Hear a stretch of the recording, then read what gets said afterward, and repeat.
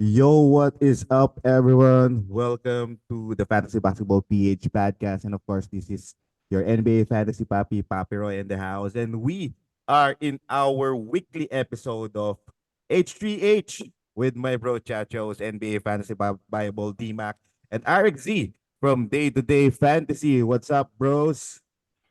G'day, guys. Good to be here again, Roy. Hey, Yeah, what's up? buddy. There you go. I'm seeing a lot of smiles. Is it because of the upcoming festive holiday weekend? It is, my friend. Yeah, so much going on. Almost the end of work for the year for me, which is exciting. And then a little bit more time to focus on fantasy basketball, which is awesome.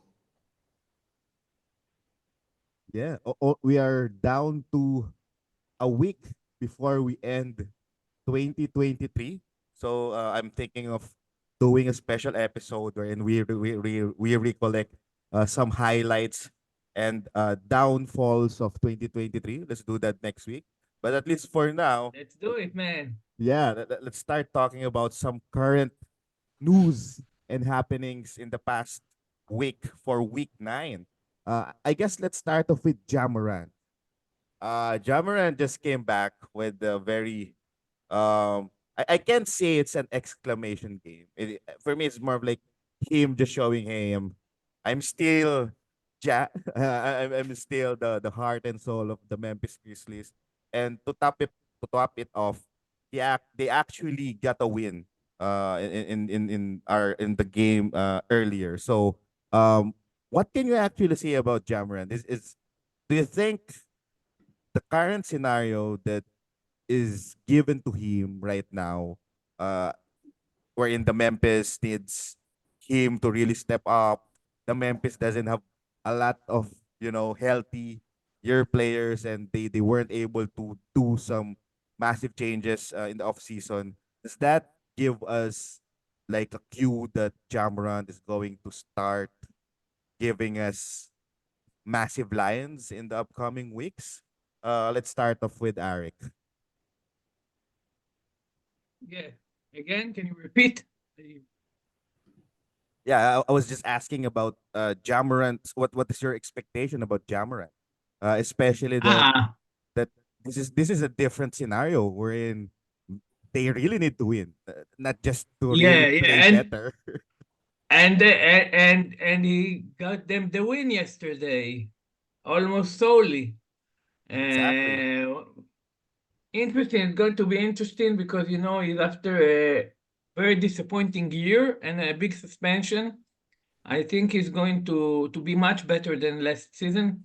Ja, isn't the greatest fantasy player. He's much better as a real life player than a fantasy player.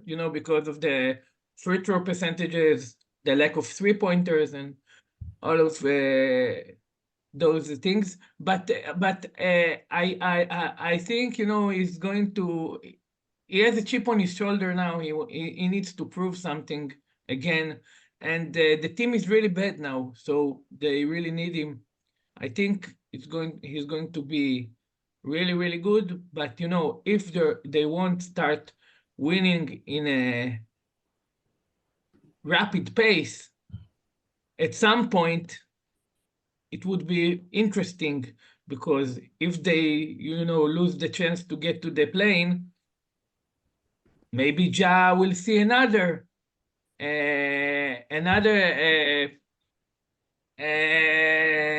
games outside. Maybe he'll end the season early. Who knows?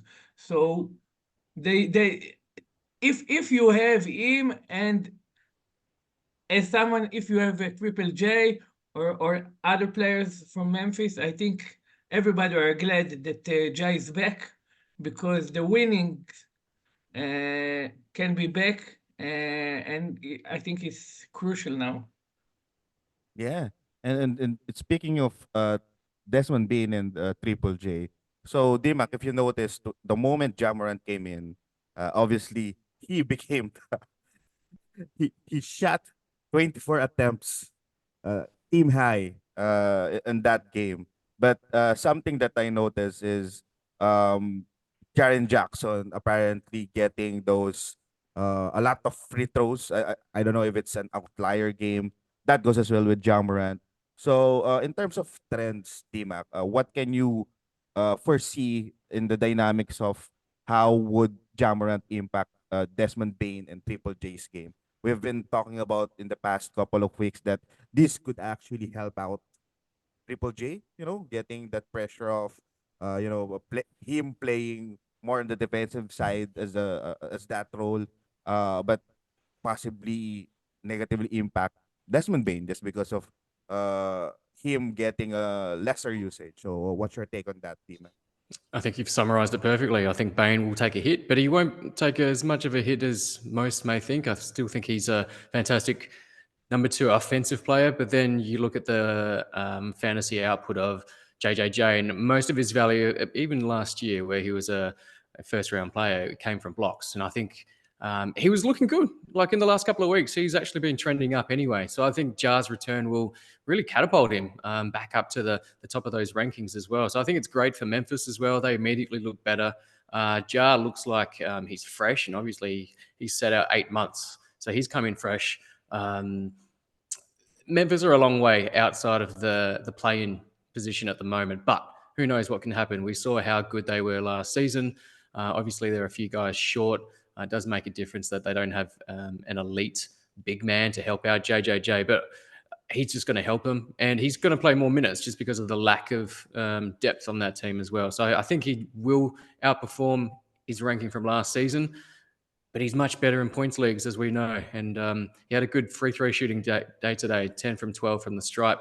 I don't think that's going to necessarily continue unless he's just been secretly working on those free throws over the offseason. Yeah, and since you and Arik actually mentioned a good performance coming out of Jamorant and the need for Memphis to really win, I was thinking, I think Jamorant is a good sell now, right? Given that Mm. the hype that everybody wants, and I think the whole organization NBA actually somehow really wants to sell that Jamorant is the next big thing. Aside, because else we're actually looking at international players. So at least the next big American thing, because Zion is a little bit of a flop, I would say. They've been trying to do that. It didn't work out. So does that mean? I'm not sure. I haven't really researched this. It just came out to me just like literally right now. Is there a chance that Jamorant can really try to buy his way to be an all-star is coming? When is the all-star? February? I think there's enough publicity for him to get enough fandom votes. And if he keeps performing like he did today, I think there's enough votes coming from the media as well. So there's no reason why he can't be an all-star, even though he's missed the first 25 games of the season. Yes. So he's really I gunning for disagree. it. I Pun disagree. intended. Yeah. So yeah, I think it's a good sell now. What do you think, guys? I think I disagree about the All-Star because I don't think that he'll get more votes from the other players that's supposed to start, and I don't think that they'll pick him to be a sub because of the games. Because Oh, the people only pick the starting five, right? The journalists pick or the coaches, I don't remember, pick the others. And I don't think he's got a chance, but I really think he's a great sell now because first of all, he returned, with a great game that maybe people forgot how low he is ranked usually. Of course, he's great for some builds. Okay, he's always been great. If you're punting free throws or 3 points, or of course turnovers, but now you can get actual high value. I think you can get a third or fourth round player for him. And I don't, he can be a fourth round player, but it's probably close to his ceiling. So I think that it's you are correct. You most of the times you are correct. You said last week about love. Okay, I think it was the best pickup from all of the six that we said this week. So I'm with you, Roy. You're usually correct. Well, I'm giving much love to Kevin Love, but he is actually questionable in tomorrow's game. So let's see if he can continue that momentum, especially that Tyler Hero and Bam Adebayo is back. Before I wanted to talk about this with D-Mac, but I want to kind of like uh play more with Arik here. Jordan Poole.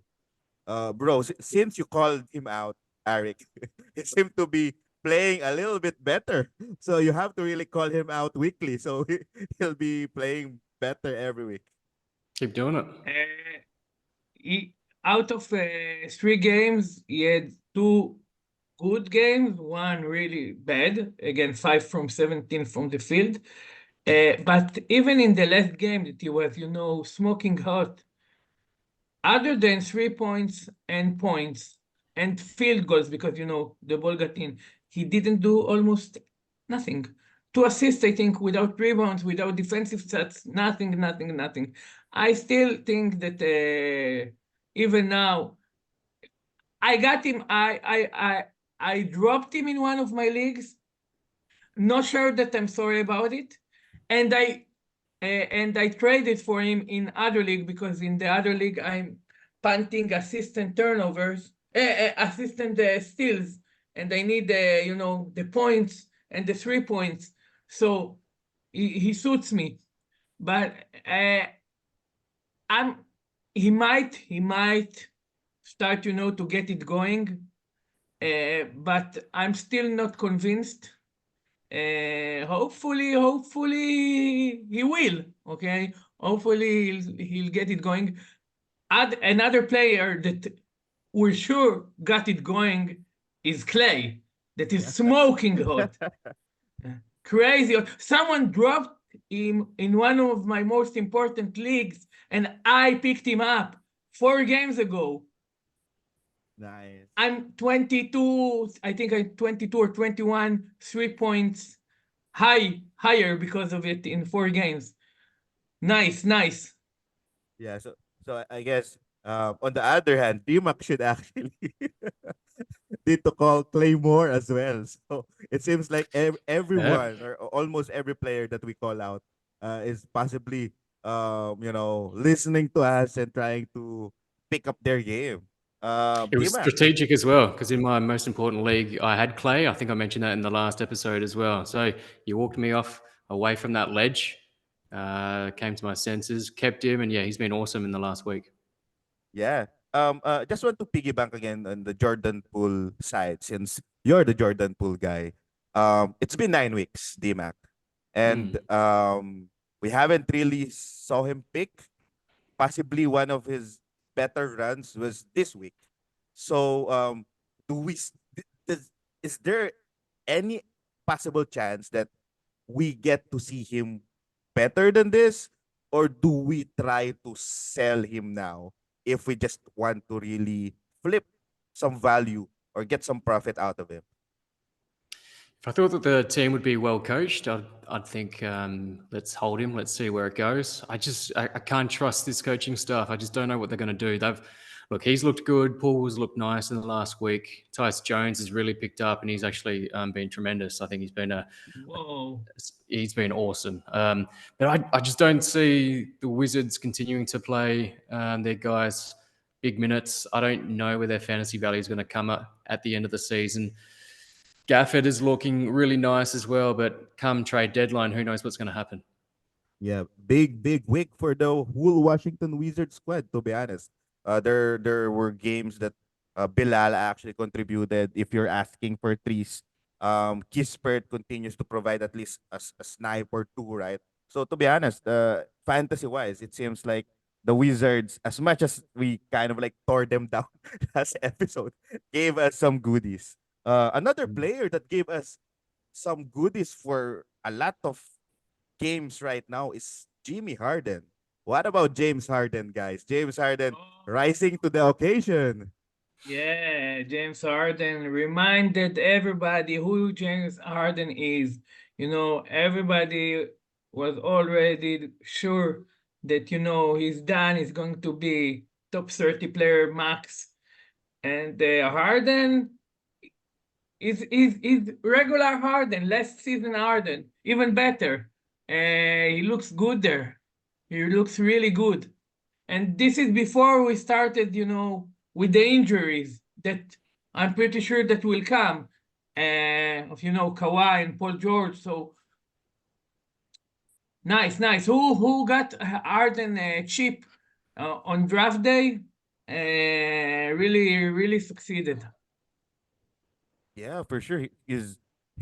I saw Harden go around four sometimes in several leagues, and the Yeah, I'm moment, angry at myself. I didn't took him yeah, me, I more. wasn't able to to get some, even though I wanted, because there,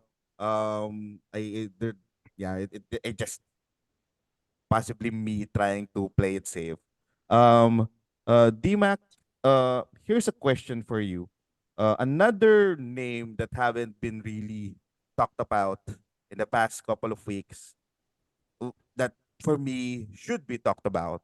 We've talked about Tyrese Halliburton, SGA, Nikola Jokic. What about Joel Embiid, guys? Joel Embiid has been really good. Um, n- the dimes gives him or pumps him his value, and him retaining those free throws in his arsenal while blocking shots, while providing good amount of points, is really putting him ahead of Jokic, at least in the past couple of weeks. So No, season long. It's not up to for debate even. really, Embiid is this season, yeah, easily. With you know, he's shooting 89% from the free throw line on 11.4 attempts. It's crazy, you know.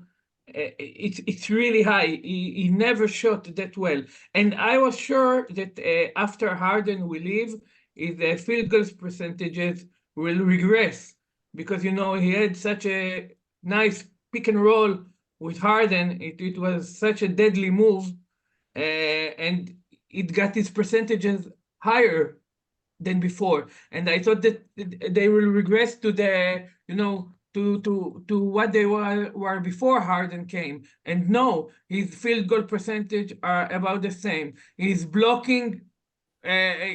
are a bit higher. He still are the same. He's got more assists now. He career high of 6 assists. Okay, he scores crazy amount of points. His usage rate is monstrous. Okay, 37.8 usage rate is crazy. Is you know it's almost like Westbrook at his peak. It's crazy that the center has such a high usage rate. And you know, he's very effective. He's doing everything on the court. You know, he can finish a game with 4 3-pointers, with 40 points, with 3 steals, with 5 blocks, with 10 assists. He's doing everything. And Jokic, you know, is crazy, but I think that is a bit disappointing because we got used to such a high level from him, and now his field goal percentages are much lower. His free throws are lower. Okay, so we're not getting what we used to get from Jokic. He's still great, of course. He's still great. I'm sure that you know even though he's ranked fourth, if I got him at pick one, I'm content. You know, Jokic is a great player to start a team with, but but if you're you know if we're starting the season now, if you're asking me who I prefer to be to this point, if you know if I could have chosen it all over again, uh, and you know watching the future, seeing the future till this point, I would have taken Embiid easily over Jokic. What about rest of season? So let's say you've got Jokic, someone throws out Embiid. No. Let's not get crazy here, my friend. Rest of season, I'm taking Jokic. Okay, is the safer bet. You know, I don't believe that Embiid can maintain those percentages, especially from the free throw line. You know, I'm pretty sure they'll regress. The other stats I don't know. I think the usage rate is is is is really crazy. I'm not sure that he'll maintain that high usage rate. He's got higher usage rate than Doncic. You know, it's crazy. I didn't thought it's possible. And I would still take Jokic if you're looking rest of season. But you know, he's safer, is less injury prone, Jokic. So you know, is the safest bet. You know, I can argue about every player other than him, talking about their stats. About Shea, I can talk about the steals that are too damn high, okay, and then beat the free throw percentages. And you know, every player I have something to say about the reason why his rank should get lower. And Jokic, I only have things to say about why his ranking should be higher. Okay, he's nothing that he hadn't done before in the past and better. Okay, last season or 2 seasons ago. So again, rest of season, I'm taking Jokic. I even think that it's a buy low moment, as we talked about last episode. I think that if you're giving me Embiid, if you're giving me Jokic for Embiid, I think I'm buying low, and I'm selling high and buying low. Yeah, this is a good opportunity. And I was just really thinking because I got a question a couple of days ago wherein, hey Roy, I have Embiid. I'm planning to sell him high. So I was thinking during that time, is it really a sell high moment for Embiid? Because I'm in the same boat with Arik, but on top of that, I was thinking one specific difference maker with Embiid this season is Nick Nurse. So I understand that possibly Nick Nurse will continue giving him the usage. I'm not sure if it's good for Embiid because of the history in terms of injuries, but they're actually winning. So I told that person, and when he asked me, because he didn't say any specific trades to really proceed with. I told him to at least hold because he's really doing good job. Maybe test the water. I won't trade Embiid anything unless I get a first rounder, hopefully upgraded to be a Jokic at SGA or maybe a Tyrese Haliburton. But unfortunately, Tyrese isn't really playing better in the past couple of days. So I told him to really hold. So I was really excited that D-Mac asked in terms of rest of the season because Embiid is really playing well. Another top name that is playing well, D-Mac, is Anthony Davis. Mm. Uh, Anthony Davis, we always see this like annually. This isn't like a news for us, but there's always this a single bright hope that asks us, is this the year that he finally clears this value the whole season long? What do you think about that? Do you think it's possible that this is the year? There's always a question mark around totals with him. We know what he's like per game. It's really the AD and even the Harden of old. Really, it's a few seasons ago when it was those two as the top two guys, almost interchangeable. But yeah, AD's looked awesome.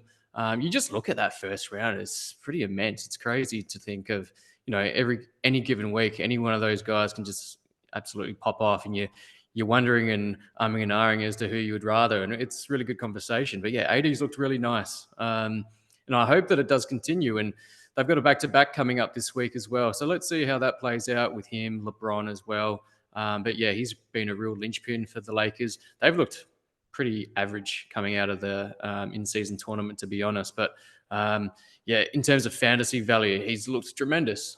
So it could be a sell high opportunity. Just if you do have that, sinking feeling that he may suffer an injury, because he is injury prone, and we've seen that over the last few seasons. So yeah, why not? Let's test the waters. So a possible offer that I'm gonna ask you, D-Mac, is if you own Anthony Davis, and if you own Anthony Davis, I'm gonna offer you a good Big plus Anthony Edwards. Would you Who? take that? Anthony Edwards. Because Anthony Edwards isn't really playing better as we expect him. So he's a little bit of a buy low. So Only Edwards on 1-1? +1. So if I own Anthony Davis, I would love to get a big back, right? So let's think of a middle round big. Possibly someone like It doesn't matter who it is. I would say no. Just you look at that per game. Anthony Edwards is not going to be anywhere near AD on a per game basis, in my opinion. So it doesn't matter which guy. If it's someone in the middle rounds, like I was going to say Mark Williams, but who knows what's going on with his health. But anyone, Ayton, no, wouldn't do it. Wouldn't do it. Let's hang on to AD, and maybe, like you said, maybe this is the year that he stays healthy. And how about you, Arik?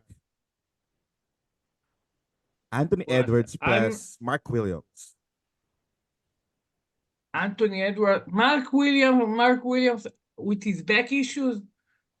I'm not taking now for nothing. I did a trade a few days ago. I gave Triple J and who was it? Yeah, just a second, I'll tell you. I gave Triple J and Conley, and got Mark Williams and the wife beater. Which one? Bridges. Oh. Bridges. Nice question, D-Mac. And Which but one? I had a stipulation that if after a week Mark Williams doesn't get back, we're canceling the trade. Okay, so we're about to cancel the trade. Luckily, Triple J is horrible in the last 2 games. Not horrible. The last game was okay, but he killed it from the free throw line, 11 from 15, which is really bad. So, but what I understood that I'm not from this trade is that I'm not going near Mark Williams anytime soon. Charlotte is tagging him as doubtful every game. They did something the same last season with why I'm forgetting names now. With LaMelo.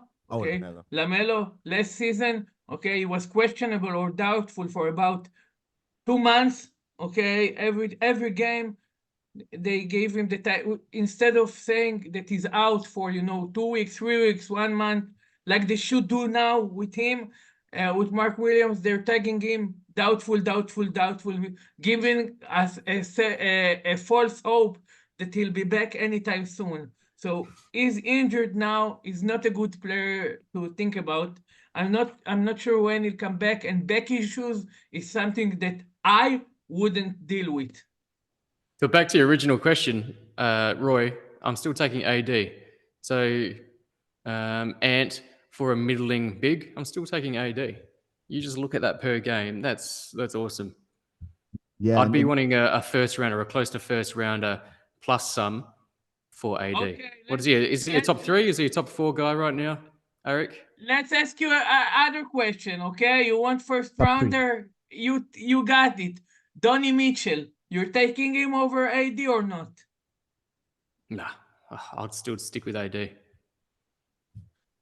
How High about risk, high risk, high reward guy, huh? And sometimes that's the AD, difference between just making playoffs of and course, absolutely smashing of it. course. Oh, I actually agree. But last season, because I didn't do a trade for Davis, I lost. I did win a championship that I could easily win. So, it's difficult. It's a difficult spot because I'm with you. The per game, the per game numbers are crazy. He's a top five player, at least top five player per game. But it will it wouldn't matter if he'll be injured in playoff time. So it's a really tough spot. I'm not sure. I'm not sure. I'm not sure if I'm taking. It's hard for me to say because Mitchell can his numbers can go down. They're going to be up now. When he's alone in the back line of Cleveland. But at some point the injured players will return, and so it's a hard spot. I'm gonna push But D-Max. I understand you. I understand you. It's hard to overlook the per game numbers. It's hard. I'll try to push D-Max button. How about I offer you Fred Van Vliet and Chet Holmgren for your Anthony Davis? Oh man, both of Oh, them? don't do that. Both of Come them, on. I'm taking Chet. Yeah, boy. Take David. Take David You, and give me the goods. Are you you know I love Chet. crazy?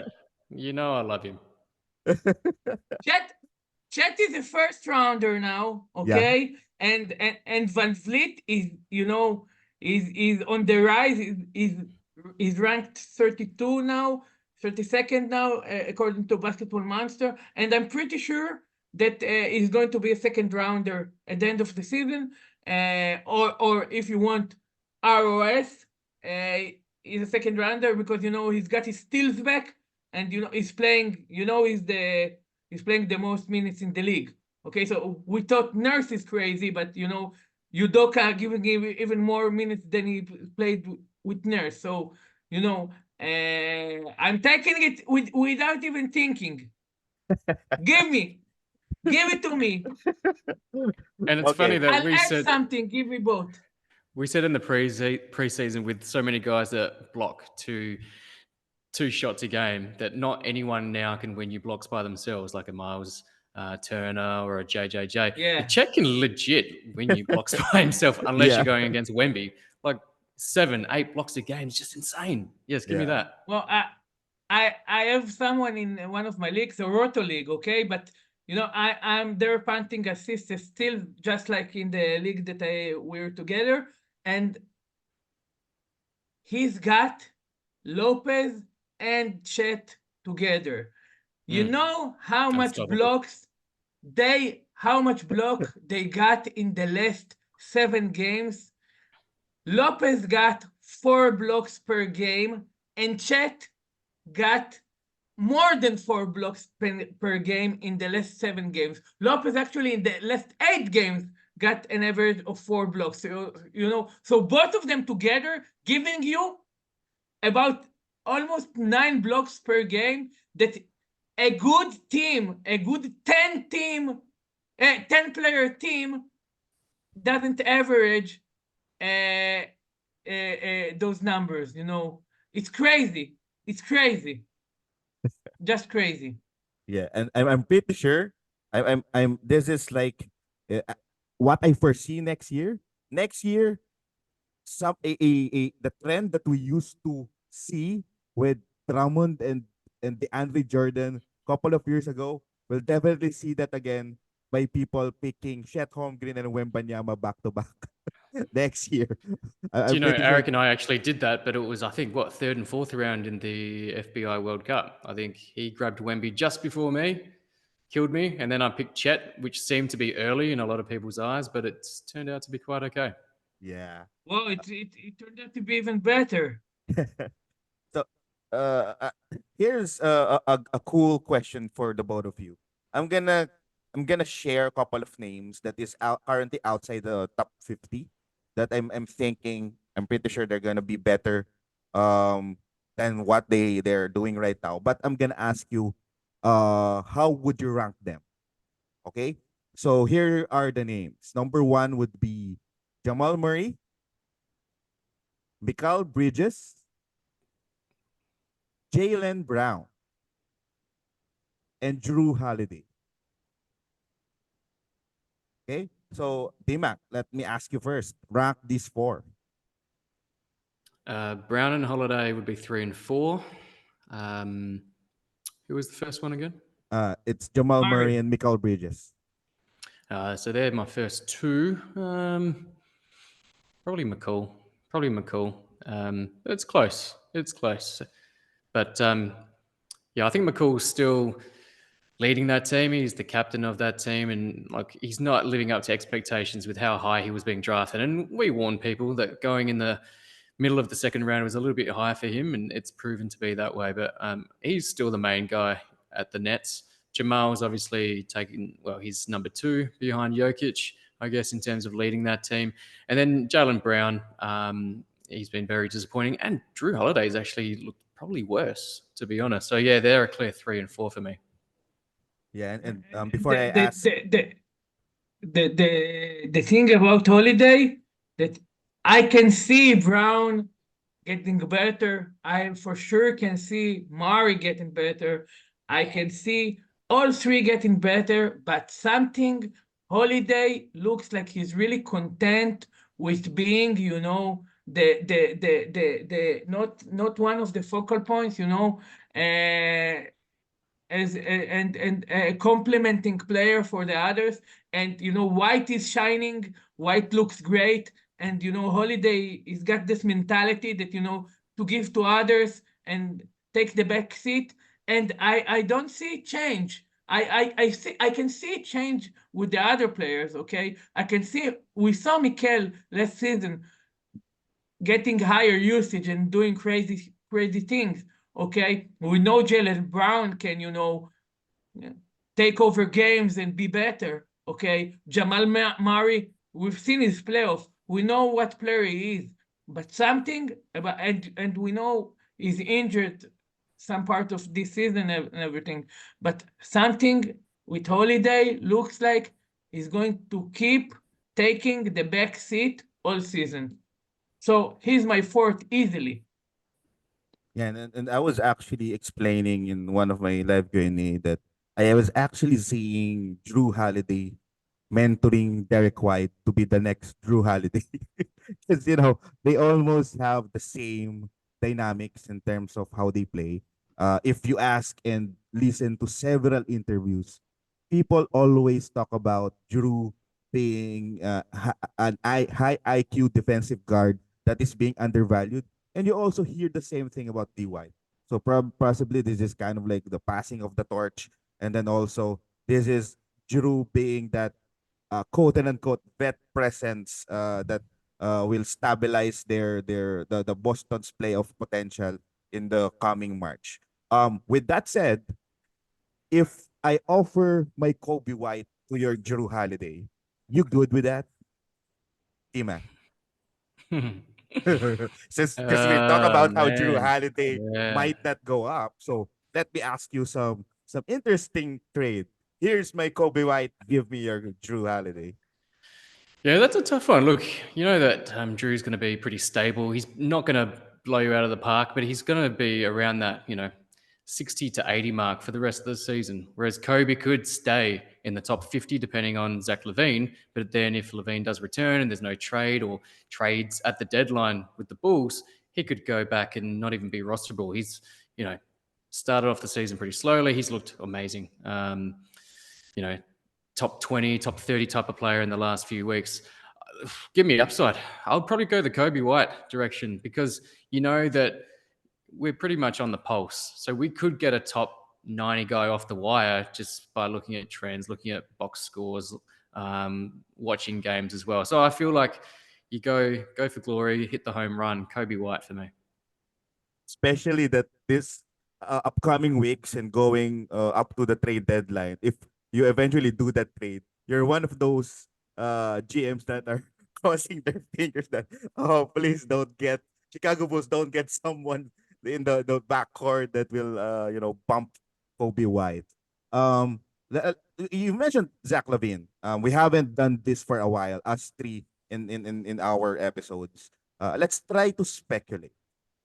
Zach Levine, what's gonna happen with him, Arik? What are your thoughts about Zach Levine? Because um, I mentioned this several times. I'm someone that kind of like wants to play fun in gray areas. So now Zach Levine is in that gray area. I personally don't think he's really that hurt. I just think he's kind of like playing his chances. I don't know. He badly wants out from the Chicago Bulls, but that's just me. But I want to ask Ari, give us some flavor with your speculations about Zach Levine. I'm pretty sure that if they have brains, they won't want him back. Okay, they look so much better without him. Uh, and they're playing much better. Okay, since he got injured, they're winning more. Okay, so I think that when he come back, they'll trade him as soon as possible. And who do you think is are the teams that are currently front runner for Zach Levine? Because his contract is really tricky. It's a hard I contract, yeah. saw several news about the Golden State Warriors, the Los Angeles Lakers.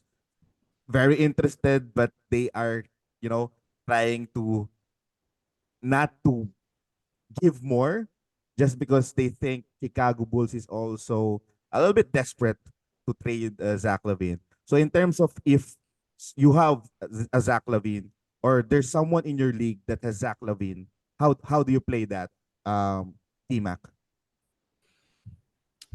It's a tough one because he could sit out for quite some time, even past trade deadline, which is tough. I do have him in one of my leagues. He's on a max contract, which is crazy to start with, and I think that's just in, indicative of where the Bulls are at the time of the re-signing, which wasn't that long ago. But yeah, you're right. They've looked so much better with Kobe White sort of running the show. DeMar DeRozan's been relatively disappointing this season. It does look like it's the Kobe White show. So if you did have Zach Levine, I think you just have to hold at this stage unless you do get something of um, close to value. It's a tough one, though. I don't think anyone's going to provide that unless they believe, and they could be a Lakers fan, that maybe the speculation around him going to the Lakers could actually happen. I was thinking, what if you trade your Zach Levine +1 to get Lamelo Ball? Because essentially, people are also a little bit afraid of what Lamelo Ball, you know, future is, right? Just because of the injury and all. So do you think it's a good move if you have Levine, or you'd rather stick with Levine and not get Lamelo? Oh no, that's a clear upgrade depending on who the +1 is. But yeah, I'd rather much deal with Ball's injury than the speculation around Levine possibly going, possibly staying. It's just a little bit up in the air for my liking. Yeah, so much prefer Ball situation. There you go. Another name that I would like to hear your thoughts. Another name that is currently being equated in several trade talks. Spicy P, Pascal Siakam. Mm. We all had a hint on the direction that Toronto is trying to do. It's a little bit blurry at times, right? Because the media and their coaches and their owner are really telling that hey, we're trying to win and whatnot. But if you check the contract, if you check interviews, if you check how they play and how they really give Scotty Barnes the spotlight right now, it's there's something there. There's there's something looming. I don't know if it's a trade or whatnot. So with that said, given that he's another player that could be traded, how do you leverage on that in terms of fantasy?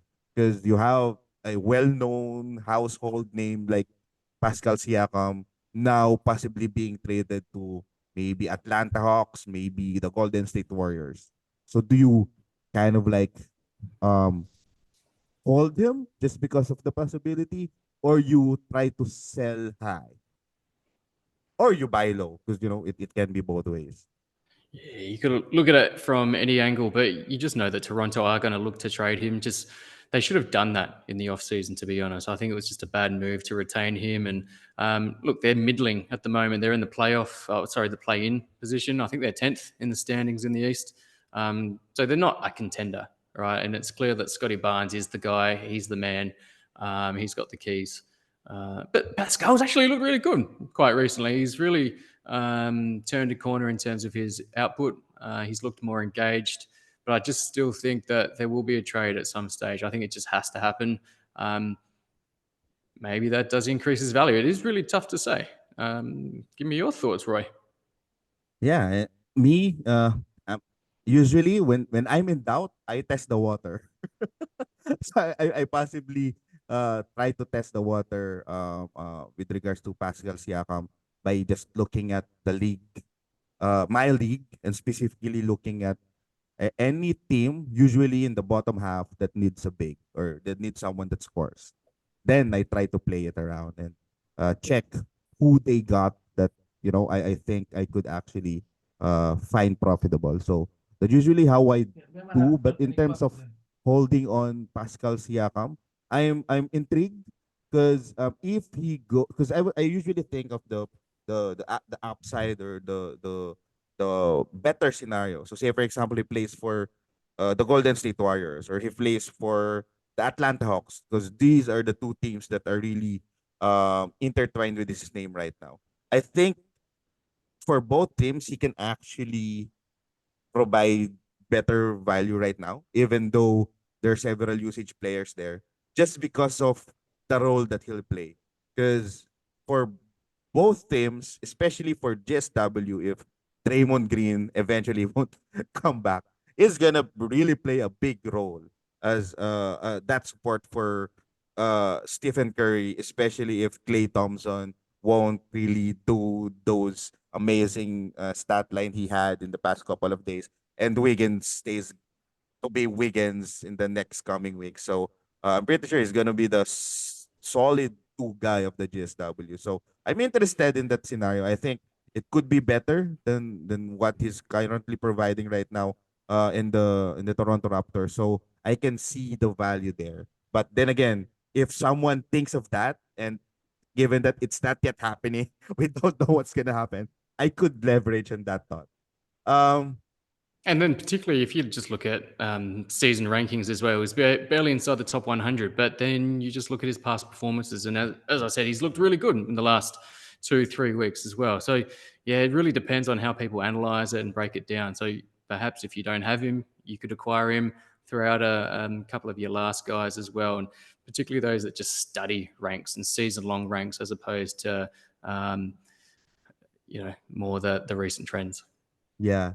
A couple of names that I would like to talk as well. Uh, these are several wings that I noticed that is outside the expected ranking that we kind of like foresee them for this season. Number one is J-Dub, Jalen Williams. Number two is OG Anunoby. And then number three would be Cam Johnson.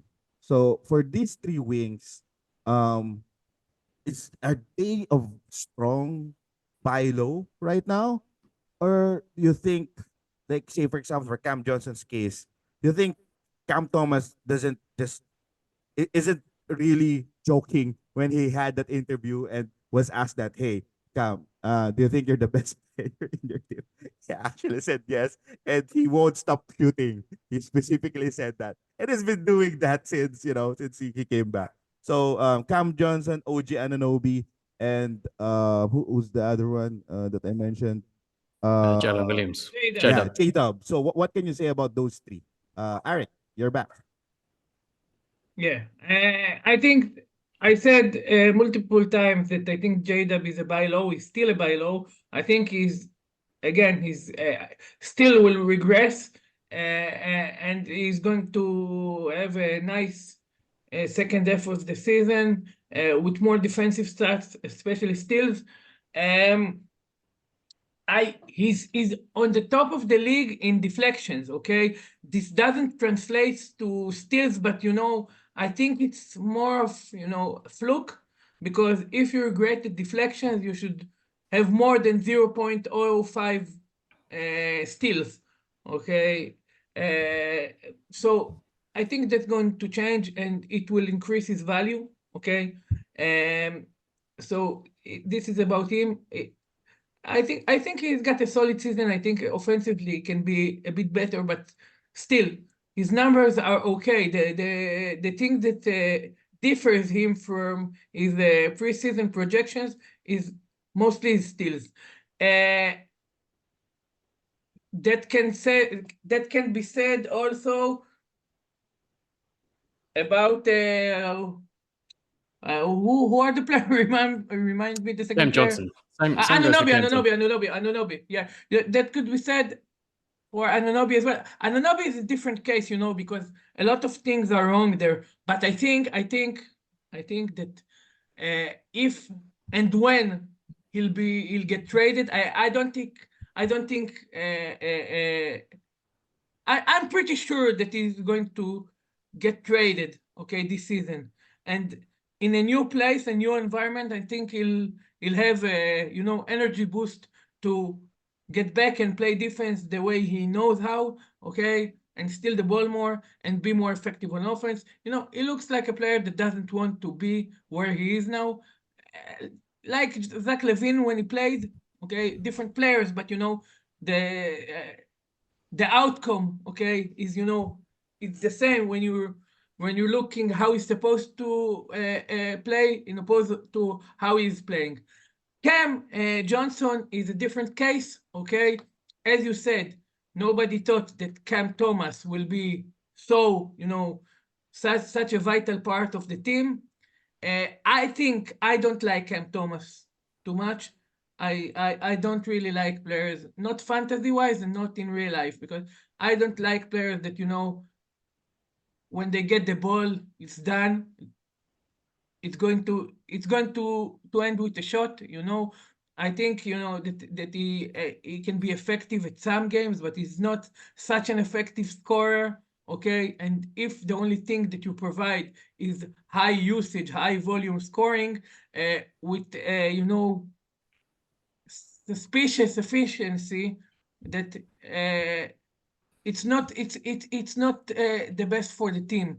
But as long as he's starting and getting this usage rate, Cam Johnson doesn't have a chance, to get back to the numbers he had last season, or the numbers that we thought we would have in most of the projection that I've seen preseason.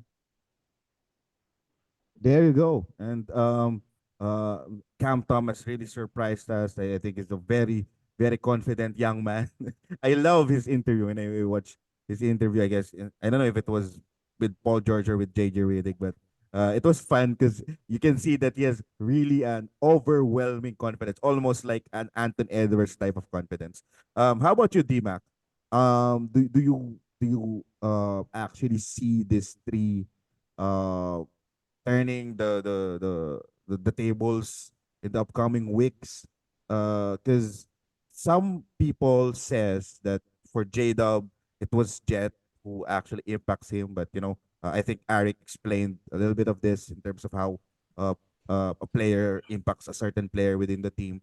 And then again, Cam Thomas with Cam Johnson, and then OG Anunoby with this situation. So, are they strong buy lows for you, D-Mac? I think they're all strong buy lows. J Dub more than the rest, and we've seen that steals that do buoy and boost a lot of the fantasy value of guys in their rankings as well. That is often talked about as the most variable category as well. So with J Dub, he's still an efficient shooter. He doesn't get you the threes, but it was the steals that really brought us home at the end of last season. We're not seeing it as much, but as Arik talked about with those deflections, he's still getting in the lane. It's going to happen. It's going to come. At the moment, it's SGA that's really benefiting from those deflections at this stage. But yeah, it'll turn around, and I have no doubt it will. So he's a very strong buy low. Cam Johnson, I have less confidence about, but at the moment, he's just not as efficient. And a lot of his game was not based on usage, but rather on efficiency. And he's still fine. He's okay, and he must still be rostered in category leagues. Probably less so for points leagues, but in category leagues, you still have to roster him. And I think he is a buy low. I do think He shoots the ball a little bit better, more efficiently. His steal rate's slightly down on last season, and he's not shooting as many free throws as he was last season as well. So if he can get a little bit more aggressive, and hopefully Cam Thomas is able to share the ball a little bit more, because his usage rate for a guy that's quite one-dimensional in the style of play that he has is pretty high. It's skyrocketing at the moment. So hopefully Cam Johnson can turn it around, but I have less confidence about him as opposed to J-Dub. Now, in terms of OG, it wouldn't surprise me if he landed back with Nick Nurse and the 76ers. I feel like since the end of the season, last season, he just hasn't been the same. He's looked disinterested. It would not surprise me if he got traded and perhaps maybe to a Philadelphia team. There you go. Before I ask you with a couple of names that you want to talk about in terms of buy low and sell high adds or drops, D-Mac, I would like to ask you some deep league questions. So we all know about the injury that happened to Darius Garland and even Mobley. Levert is expected to, get things going. They haven't done that yet so far because if at least you compare it to that 30 plus game eruption before the actual announcement, right? But how do you see Caris Levert's value moving forward? And then given that there's a lot of players in the Cavaliers rotation that took turns that played decent, some of them could be more of like name basis that that people are expecting to actually provide value, like for example the Craig Porter Jr. Expectation. So what can you say about those rotation players? I think Craig Porter is a solid add in deeper leagues.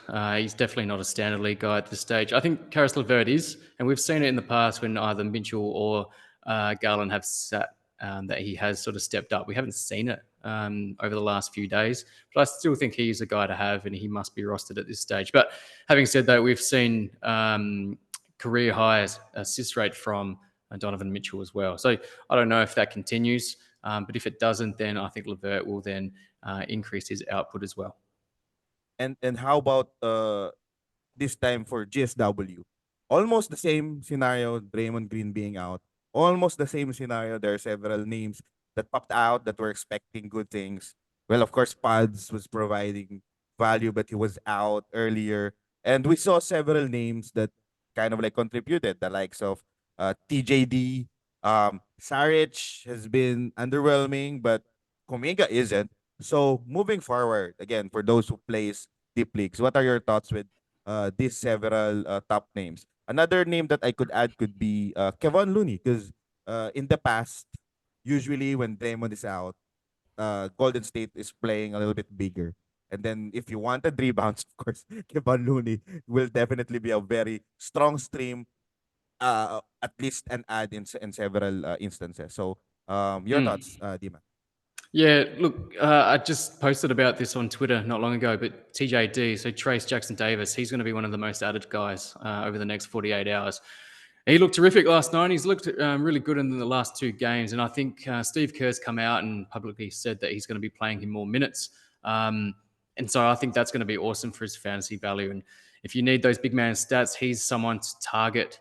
I think Looney is probably someone who is droppable at this stage, and that's even with Draymond sidelined.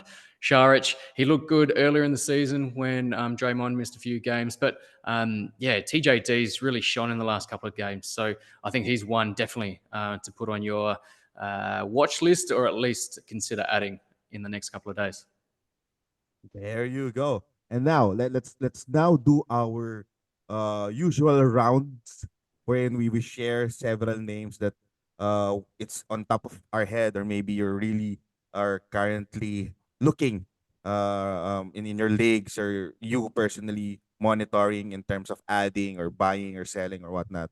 Arik, who do you have for us for this week? Okay, so the first name, interesting name.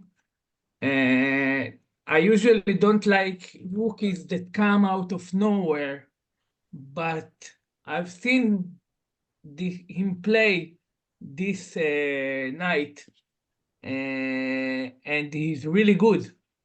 and I checked his college numbers, and they're really good. And he was 4 years in college, so he's kind of older and, pretty much NBA ready. And I'm talking about Trace Jackson Davis, the rookie of the Warriors. Okay, they have three players that play the center position now without Raymond. So without him, playing as a stretch five, and he's the only one that can provide you with defense as well as offense. Okay, you have the Kevon Looney that is, on the defensive side, without that doesn't provide you almost any offense. You have the Sharich that, it's about exactly the opposite. Okay, he's a bad defender, but a good offensive player. And then you have the rookie Jackson Davis that does a little bit of both. Okay, he's a good defender and he's got offensive skills. So he might, and they're mixed it a lot now. Okay, so it looks like they're open, Steve Kerr open to changes. So he might take over the center spot there. Okay, and if he is, he's someone that should be added. Okay, he's a nice shot blocker. Okay, and with him, with his rebounding ability and everything, he can be restorable easily. Okay. And he might be nothing, okay? Let's not go. Yeah, he might be nothing, okay? He might play 17, 18 minutes a game, and it's not like I'm sure that he's going to be the next best thing. It's not like it's not like other players that Eason that already playing regularly, and if he's not been added in your league, you're playing in a taco league. Okay, it's not that, because Eason, with 30 minutes a game, he's a must roster player. No, it's not the case there. Okay, we still not sure about the minutes, but if he'll be the main big man there, at least as long as Draymond is out, he's a nice head. There you go. So TJD is really a hot pick up right now, or at least in standard to deeper leagues, in shallower leagues. Of course, I'm pretty sure there's a lot more better players available in your FA, but of course, in terms of streaming, you can actually try to stream TJD if you actually need the stats that he's providing. How about you, D-Mac? Any names that you have right now? Yeah, so we spoke about TJD already. So Arik just echoed our sentiments earlier, but Tari Eason is another one that has to be owned right now. Taylor Horton Tucker is looking nice alongside Colin Sexton. So they've had a bit of a bump. So no Keontae George, no Jordan Clarkson as well. So Taylor Horton Tucker should be rostered at this stage. He doesn't have the best fantasy game, but just pure numbers at this stage with people not in the team. I think he has to be rostered as a nice streamer, short-term streamer, depending on how long these guys are going to remain out.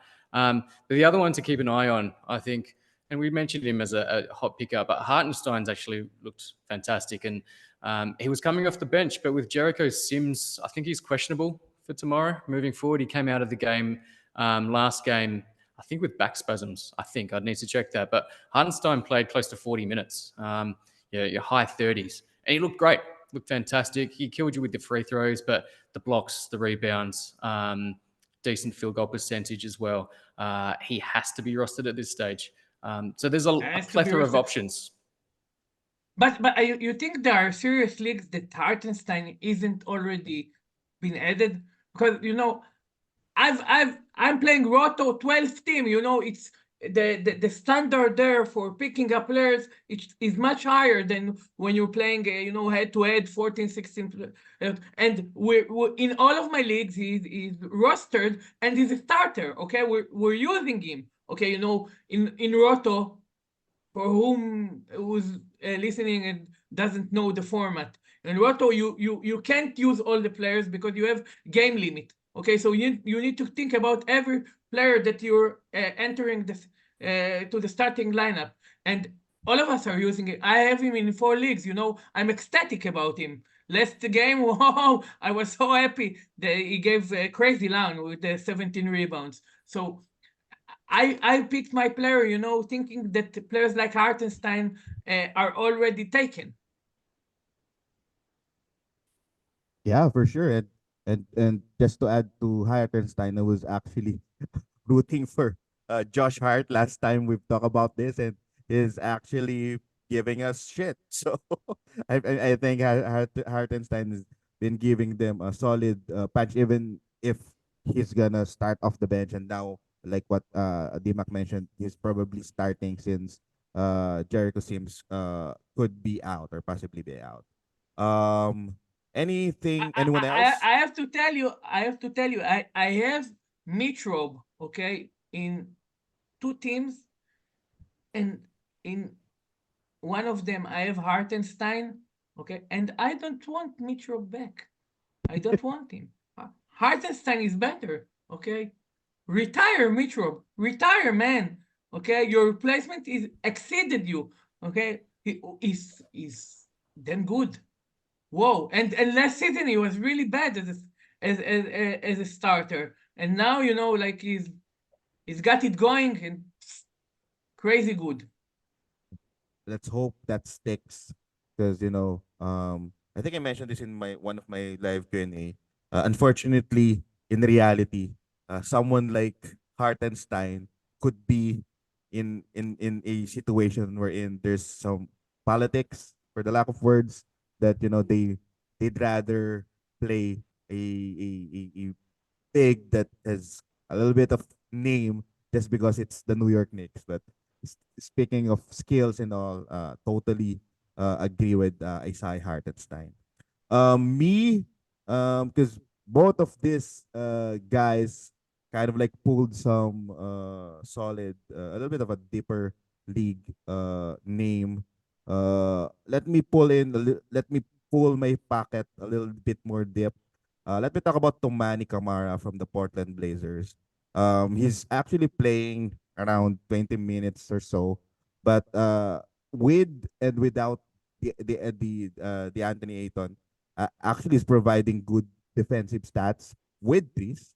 So just in case in deep leagues or even in standard leagues, if he's available and is free to stream, you can actually check Kamara, because um, there's an intensity there. If you watch the live games that Portland plays, he's actually one of their energy guy. So earlier this season, I was actually rooting for Tari Eason, right? And I thought that, hey, he won't get the 30 minutes, but I'm still optimistic, and now he's doing that. I see a little bit of Tari Eason in him, just because of the energy and his ability to really try and stay in the defense that possibly, hopefully, Chauncey Billups will definitely execute more. So yeah, look out to Manny Kamara.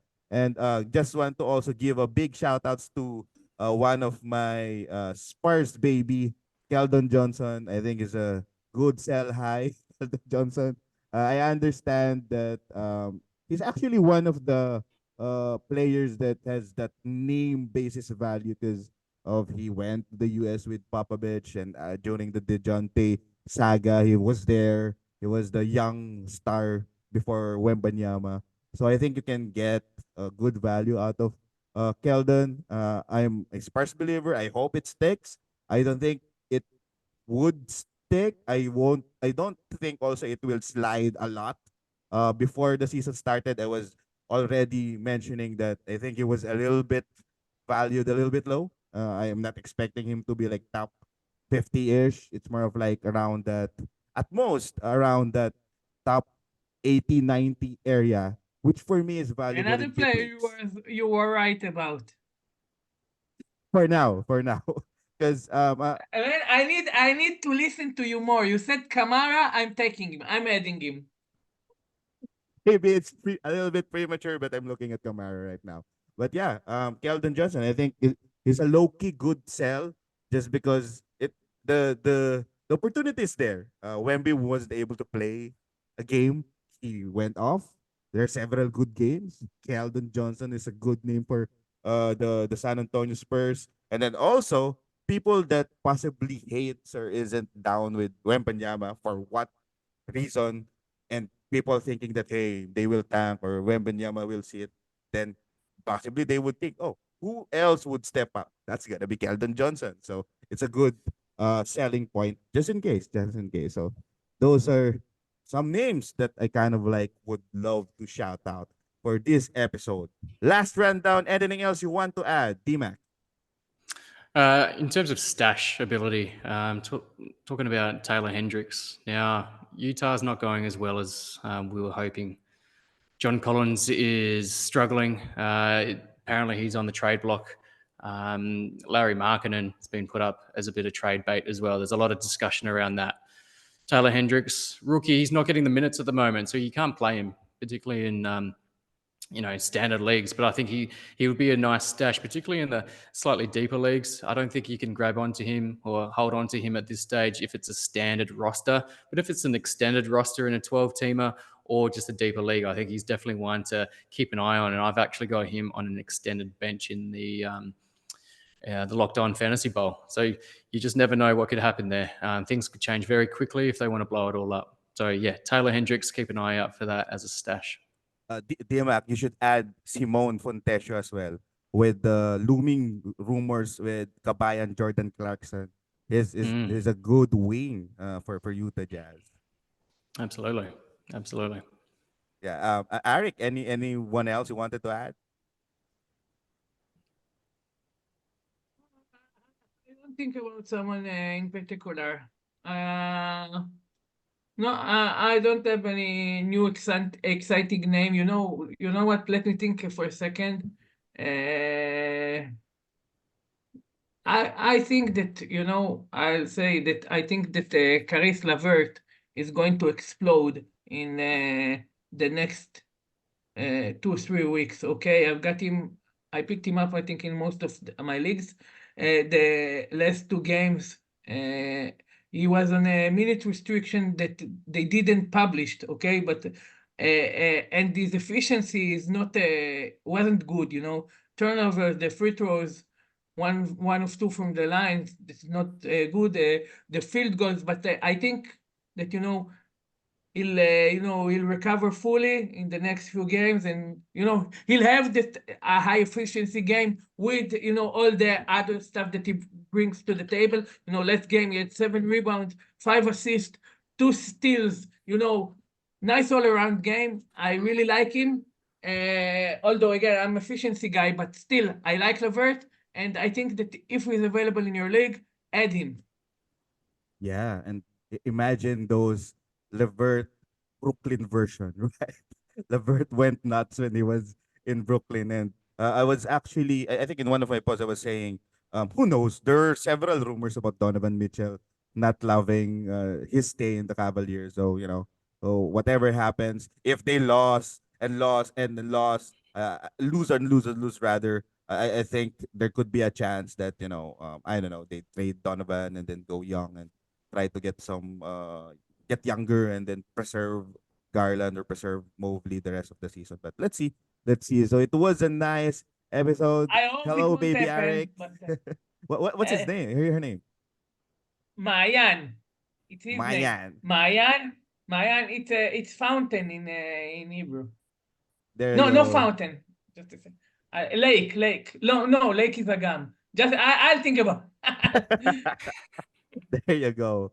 Shout out to Mayan, the soon day-to-day fantasy analyst in a couple of years from now. Week to Yeah, week. it's going to be great.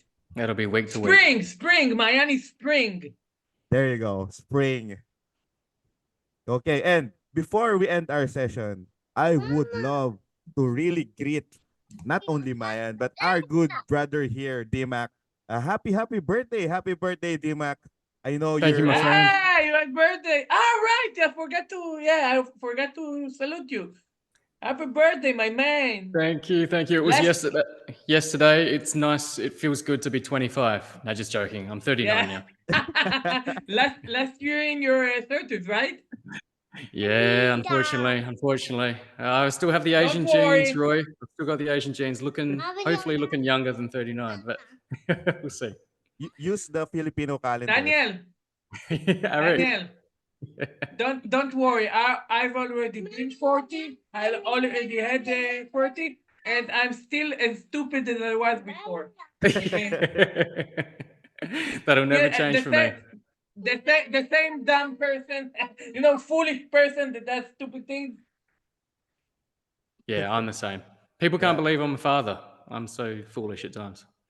Yeah, but no, exactly. you look much younger than your age. Oh, It's you are my part of best the friend, reason. Arik. You are my best friend. And and actually, in Filipino calendars, D-Mac, the moment you reach 35, you go backward. So the next year you're going 34, and then you're going Call me, 30. call me Benjamin Button, baby. Exactly. Okay, and then last one. Just want to give a big shout out to one of our colleagues in the industry. Hey man, yeah. Shout out to Mayan. I think he's having a very good job. He's having a good fun.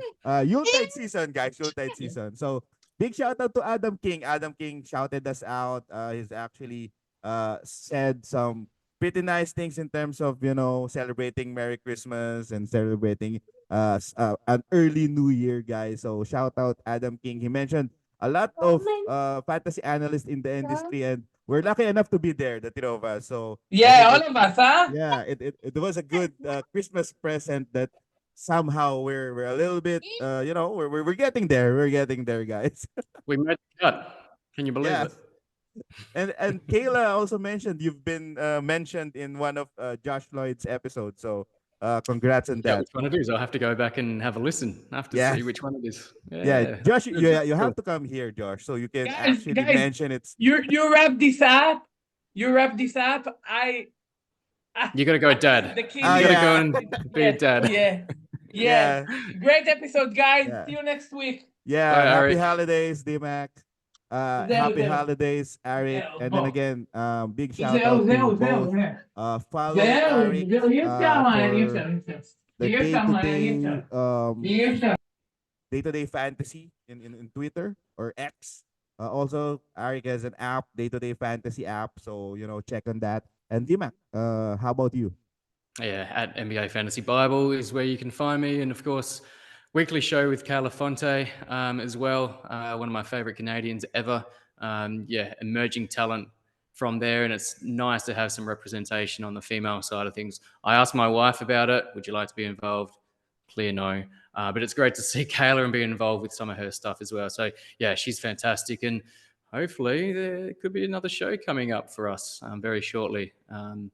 Yeah, we'll see what happens. But at this stage, it's a weekly show with possibly a surprise episode coming up, maybe even tomorrow. There you go. There you go. So since it's the season of giving, we are gonna give you some surprises this week, and hopefully you can guess what that surprise is. For me, of course, I would like to give a shout out to a new format that I've been doing in the past couple of days, wherein I ask random GM. I actually posted that, hey guys, if you have someone good in your league, if your commission is actually good but is a little bit shy that you think there's a lot to say, just let me know. Let's schedule something and then let's talk about fantasy, NBA, or basketball in general. So we've been doing that for several episodes. I think we already recorded 3, and it was fun because we get to talk about several things aside from basketball. Sometimes things that our wives won't need to hear. Hopefully, because we've been playing around and whatnot. And then yeah, it was a little bit Right. fun. I And have to watch that episode. Wow, that's saucy. yeah, definitely something that should be should have been talked about in closed doors. And there's also a part there when we're really cursing players, because there's a group here in the Philippines. In This is a fantasy group. It's called Yahoo DFS Reclamo. Shout out to that group. It means reclamo means in English is more of like you're complaining. So list any players that you wanted to complain, you wanted to curse and whatnot. So we talk about that before end of the show, or possibly to start off the show. It was fun because it starts off with a curse. Who wouldn't love that? Say for example, a couple of days ago, like the Gary Trents and the Andrew Wiggins. Oh, it's almost like Arik starting the sentences like, if they have a brain, they would do that. So stuff like that. It was fun. It was fun. So yeah, shout out to those guests and upcoming guests. And again, this is something that could be seen as well, as in a surprise with D-Mac's podcast. So let's see. It's a good thing to have a lot of good gravy options, right? So yeah, happy weekend everyone. Again, belated happy birthday, D-Mac, and advanced Merry Christmas to everyone. I think our next episode is before New Year, so let's see that, some wrapping up the 2023 episode. So yeah, guys, have a happy weekend and have a happy holiday. Bye. Bye, guys. Merry Christmas.